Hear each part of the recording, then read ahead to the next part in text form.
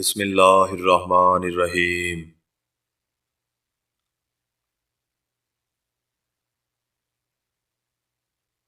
پیارے دوستو، السلام علیکم ورحمۃ اللہ وبرکاتہ۔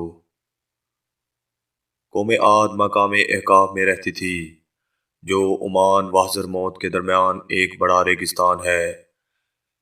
ان کے مورے سے اعلیٰ کا نام عاد بن اوس بن ارحم بن سام بن نوح ہے۔ پوری قوم کے لوگ ان کے مورے سے اعلیٰ عاد کے نام سے پکارنے لگے۔ یہ لوگ بت پرست اور بہت بدعمال و بد کردار تھے۔ اللہ تعالیٰ نے اپنے پیغمبر حضرت ہود علیہ السلام کو ان لوگوں کی ہدایت کے لیے بھیجا، مگر اس قوم نے اپنے تکبر اور سرکشی کی وجہ سے حضرت ہود علیہ السلام کو جھٹلا دیا اور اپنے کفر پر اڑے رہے۔ حضرت ہود علیہ السلام بار بار ان سرکشوں کو عذاب الہی سے ڈراتے رہے، مگر اس شریر قوم نے نہایت ہی بے باکی اور گستاخی کے ساتھ اپنے نبی سے یہ کہہ دیا کہ ترجمہ سورہ اعراف آیت نمبر 80۔ کیا تم اے ہود ہمارے پاس اس لیے آئے ہو کہ ہم ایک اللہ کو پوجیں، اور جو ہمارے باپ دادا پوجتے تھے انہیں چھوڑ دیں؟ تو تم لاؤ جس کا ہمیں وعدہ دے رہے ہو، اگر تم سچے ہو۔ آخرکار عذاب الہی کی جھلکیاں شروع ہو گئیں۔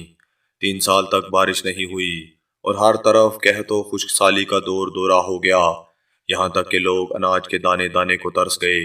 اس زمانے کا یہ دستور تھا کہ جب کوئی بلا اور مصیبت آتی تھی تو لوگ مکہ معظمہ جا کر خانہ کعبہ میں دعائیں مانگتے تھے تو بلائیں ٹل جاتی تھیں۔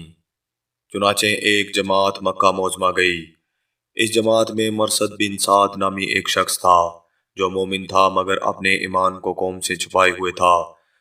جب ان لوگوں نے کعبہ معظمہ میں دعا مانگنی شروع کی تو مرثد بن سعد کا ایمانی جذبہ بیدار ہو گیا اور اس نے تڑپ کر کہا کہ اے میری قوم، تم لاکھ دعائیں مانگو مگر خدا کی قسم اس وقت تک پانی نہیں برسے گا جب تک تم لوگ اپنے نبی حضرت ہود پر ایمان نہ لاؤ۔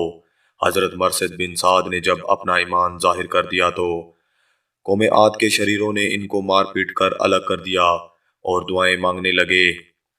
اس وقت اللہ تعالیٰ نے 3 بدلیاں بھیجیں، ایک سفید، ایک سرخ، ایک سیاہ، اور آسمان سے ایک آواز آئی کہ اے قوم عاد، تم لوگ اپنی قوم کے لیے ان 3 بدلیوں میں سے ایک بدلی کو پسند کر لو۔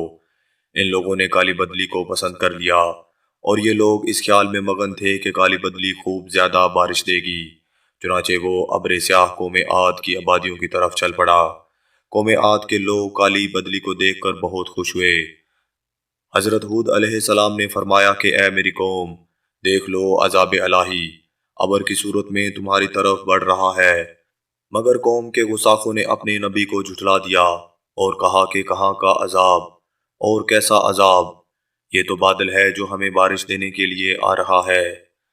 یہ بادل پچھم کی طرف سے آبادیوں کی طرف برابر بڑھتا رہا اور ایک دم ناگہان اس میں سے ایک آندھی آئی جو اتنی شدید تھی کہ اونٹوں کو ماں ان کے سوار اڑا کر کہیں سے کہیں پھینک دیتی تھی، پھر اتنی زوردار ہو گئی کہ درختوں کو جڑوں سے اکھاڑ کر اڑا لے جانے لگی۔ یہ دیکھ کر قوم عاد کے لوگ اپنے سنگین محلوں میں داخل ہو کر دروازوں کو بند کر لیا، مگر آندھی کے جھونکوں نے نہ صرف دروازوں کو اکھاڑ کر لے گئی بلکہ پوری عمارتوں کو جھنجھوڑ کر ان کی اینٹ سے اینٹ بجا دی۔ 7 رات اور 8 دن مسلسل یہ آندھی چلتی رہی، یہاں تک کہ قوم عاد کا ایک ایک آدمی مر کر فنا ہو گیا اور اس قوم کا ایک بچہ بھی باقی نہ رہا۔ جب آندھی ختم ہوئی تو اس قوم کی لمبی لمبی لاشیں زمین پر اس طرح پڑی ہوئی تھیں جس طرح کھجور کے درخت اکھڑ کر زمین پر پڑے ہوں۔ چنانچہ ارشاد ربانی ہے کہ اور رہے عاد تو وہ ہلاک کیے گئے نہایت سخت گرجتی آندھی سے، وہ ان پر قوت سے لگا دی گئی۔ 7 راتیں اور 8 دن لگاتار، تو ان لوگوں کو بچھڑے ہوئے دیکھو تو گویا وہ کھجور کے درخت میں گرے ہوئے، تو تم ان میں سے کسی کو بچا ہوا دیکھ رہے ہو؟ پھر قدرت خداوندی سے کالے رنگ کے پرندوں کا ایک گول نمودار ہوا، جنہوں نے ان کی لاشوں کو اٹھا کر سمندر میں پھینک دیا۔ حضرت ہود علیہ السلام نے اس بستی کو چھوڑ دیا اور چند مومنین کو جو ایمان لائے تھے ساتھ لے کر مکہ مکرمہ چلے گئے اور آخری زندگی تک بیت اللہ شریف میں عبادت کرتے رہے۔ قرآن کریم کے اس دردناک واقعے سے یہ سبق ملتا ہے کہ قوم عاد جو بڑی طاقتور اور قد آور قوم تھی، اور ان لوگوں کی مالی خوشحالی بھی نہایت مستحکم تھی، کیونکہ لہلہاتی کھیتیاں اور ہرے بھرے باغات ان کے پاس تھے۔ پہاڑوں کو تراش تراش کر ان لوگوں نے گرمیوں اور سردیوں کے لیے الگ الگ محلات تعمیر کیے تھے۔